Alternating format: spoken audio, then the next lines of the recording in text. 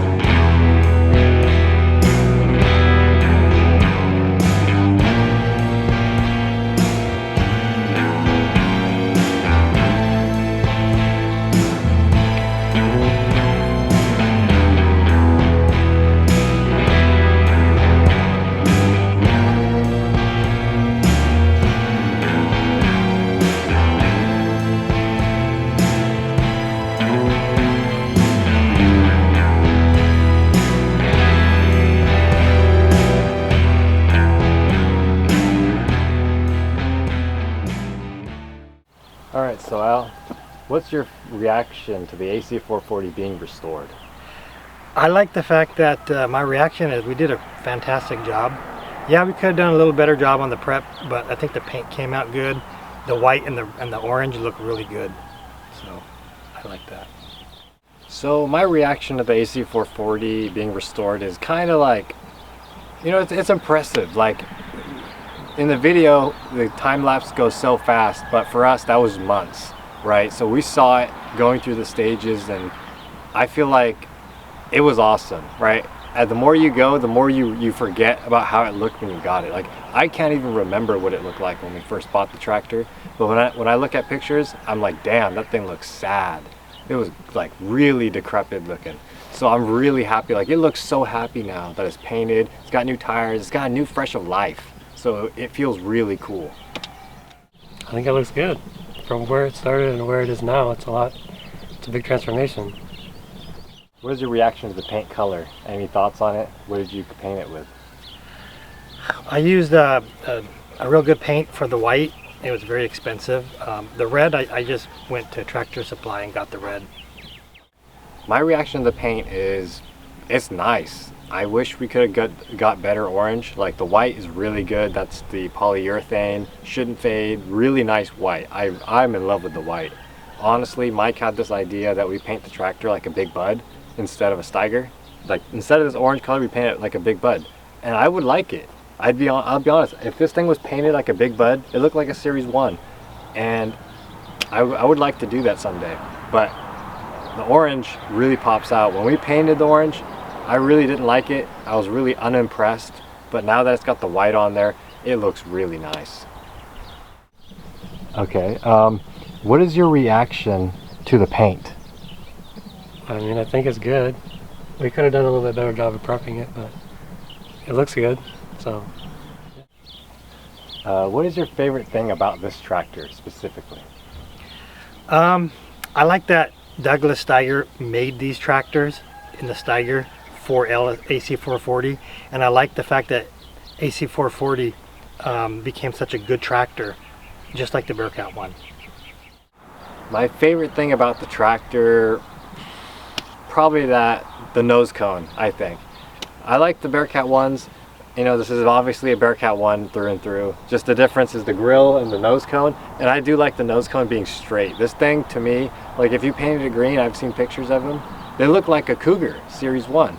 So it looks more stout than it is because it's got that square shape to the hood. It's not, the Bearcat one's curved down like that, and I don't like that. I like the nose cone of this, and it looks really nice. What is your favorite thing about the tractor? I guess it's story, I guess. I think I just like we took it. The engine was not good. We replaced it with an engine. We found an engine. We did all that. So I guess the story of the tractor is the best favorite part, I guess. That is actually a really awesome thing to say, because I wouldn't have ever thought of it. That is a very wholesome thing. The story of this tractor. Yeah. Not even about the engine, it's not about the trans, it's about the story of what it's become. So what is your reaction to the tires of this tractor? It's not sponsored, but they worked good, and you know, it was a good tire for the price. We found them cheap, so we got them, and you know, they work great. That's a really good question. You know, I searched for tires. I went to a wholesale tire dealer to buy these. Like my son said, we're not sponsored, but I really like these tires. They're like an R1W, deep tread, and they're further apart, and they connect with the ground really good, and they pull. That's the main thing.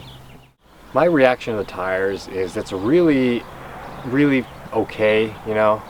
I'm not a big fan of not buying American tires, but it is what it is. And the tires, they perform just fine, you know. As long as they don't blow out, crack, or you know, have defects in them, I'm fine with them. So what is your favorite part about Allis Chalmers? Allis Chalmers had really good promotional videos when they had new product, and when they were launching them. If you ever watch their videos, they're top notch and they're very convincing. And I think that at that time They may not have been number one, and they may not have been number two, but they were certainly close because they had some pretty good stuff. My favorite thing about Allis Chalmers, so I never really thought of that. This is kind of a question that's getting me out of my comfort zone because I don't really know many Allis Chalmers tractors. I know they had some front wheel assist, but I'm not a really big nut on Allis Chalmers, and I don't really know what the good ones are. So I can't really say anything about Allis Chalmers, but I'm just really happy that they accepted that deal with Douglas, or Douglas accepted that deal with them about making these tractors. Because with this, Steiger branched out into more opportunity, and Allis Chalmers had a big four-wheel drive. And this is unique. I'm really happy that they did that contract because now they got these tractors out here. It's very rare, there's only about 1,130 of them according to tractor data, but I'm glad that they have this type of variant of the Steiger Bearcat 1. It looks awesome.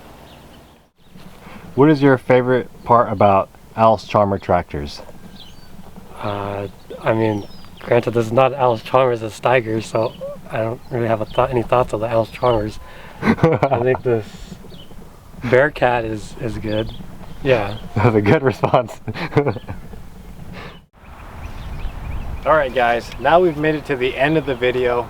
Before we close out, we're going to do an analysis of this tractor and what we've done to it since we've got it. So when we got it, it had garbage tires. This tractor sat flat for about 30 years. Engine had water in it. This tractor was decrepit, missing front windshield, thrashed. So when we got it, we put air in the tires, we were just keeping it going. But now that we've done it, we've done a build, we pulled the engine. What have we done to this tractor? What did we fix?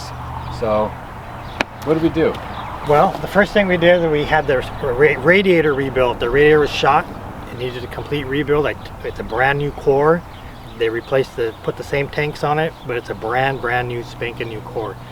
And it's an inch taller, so we got a little bit more cooling.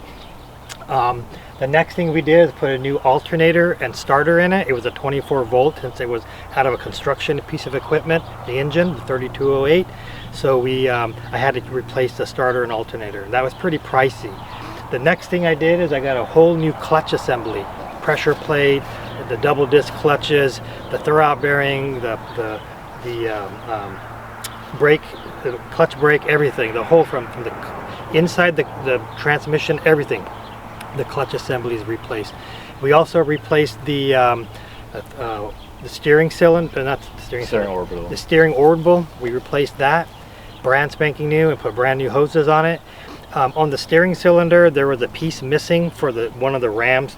It connects to it. Somehow it was not there when we bought it, so I had one made and we put it on there. That's another thing we did. We put new tires, new hydraulic hoses. We already said hydraulic hoses, but new tires and tubes in it, and complete paint. We put primer on where we needed primer, so we primed and painted, and I think that's about all we did. And we cleaned the inside. We just got to rebuild the seat. We put a new RPM gauge in it as well. Yeah. Well, a lot of work. It was a lot of work, and it took a long time. I think we started last year. Mm-hmm. We pulled out the engine in winter, and then we were just going as we got the engine at the end of summer, and then we were like prepping it, and then we got it in right as winter began, and then we started it and did all that, put the exhaust on there. Oh yeah, the exhaust. What do you guys think of the exhaust? Oh yeah. I love the exhaust. It to me is like my favorite part. Yeah, it's really cool. Makes it sound even better. So I don't like how the original tractors, these Series 1s, they have the exhaust in the middle of the hood, right? It comes up and then it goes out into your line of sight. I don't like that. So I like how when we redirected this, it goes out to the side. It's on the outside of the nose. That's better than in the front of where your windshield is. So again, I mean, sure, it's in the way still, I'd rather have out to the side like a Series 3, but this is better than up there, because what we did was we made the hood a tilt hood, right? So why would you want the exhaust in the front, in the middle of the hood, when you got to take that hood, the hood off to work on the engine? It's so hard. So we made this a tilt hood, and we put the exhaust on the outside. Maybe it looks a little goofy on the bottom, but I honestly think it looks so unique, so badass, and it's just so out there that is better than having that factory setup. It looks industrial like that. It looks very rugged. I like that. And who can't say no to straight pipes? We know someone's gonna be like, put the straight pipes on there. Well, it's got some straight stacks on there. And the flappers look cool. Yeah, I'm in love with the flappers. Mike thought that, you know, we should put flappers on it. In my mind, I was thinking, what are we gonna do, man? Well, this is Mike's idea, the whole thing. Yeah, the whole thing was his design. Was put it, bend it up from the bottom, and make it go straight up, and then put the flappers on it. I was like, in my mind, I didn't know what to do. Make it just a straight pipe, or make it bend out this way, or forward, backward, this way. You know, it's like, I didn't know. Like, I think it looks goofy if you put it out like that. So the flappers was the only logical solution, and I'm really glad we went with that. And the build just went together very nicely. We pulled these engines out, the 555 on the other one. We pulled that out a couple of times, so we know how to put this engine in and make it work. You know, we did the engine swap on a 3306. So the best thing that we did, and our advice to you if you're doing an engine swap, is have a come along on the top, on the transmission, so you can pull the front of it up and down. That way, like when you're bringing your engine in, you can match it like that. Because I know back in the day we never did that, and it made it so much harder to get the engine in. Yeah. But with the transmission being able to swivel like that, you can do a lot better and make it fit. And remember, it took us a long time to do the project, and we're doing a lot of projects, but it takes us a long time because I have a full-time job, my son's got a full-time job, he just graduated university, he's in university, so we're working 5 days a week somewhere else, we're doing other things, and then on the weekends we try to do projects plus farm, it's just a lot. Yeah, that's why our upload schedule is so inconsistent, you know, because it's just whatever, and then I get busy with school, so I don't get to edit, so that's why we've been like such a gap these past months. But yeah, and you know, this is just it is what it is. We're just gonna keep going and doing what we do best, and do some shenanigans around the farm with Steigers, Allis Chalmers, Fords, New Holland, all that kind of jazz, you know. It's really cool stuff. So I hope you guys enjoyed the video. Took a long time, a lot of money, and a lot of effort. It's a lot of effort. We were working in the hot sun pulling these tires off, and it was awesome. So yeah, I'm glad the tractor ended out good. It turned out amazing. And yeah, it's really cool. So with that, we're gonna end the video. And yeah, comment down what you think of the tractor, and stay tuned to the next week's video, because I'm telling you right now, next week we have something planned very big for this tractor, and it might make or break the tractor. We might break something, we might not. So let's see what happens. We don't intend to break it, but we'll see what happens. It's going through the biggest stress test of its life. So stay tuned for next week. Steiger channel. See you next time. Bye-bye. How's that for an Okie farmer's weld, huh? Good enough for this.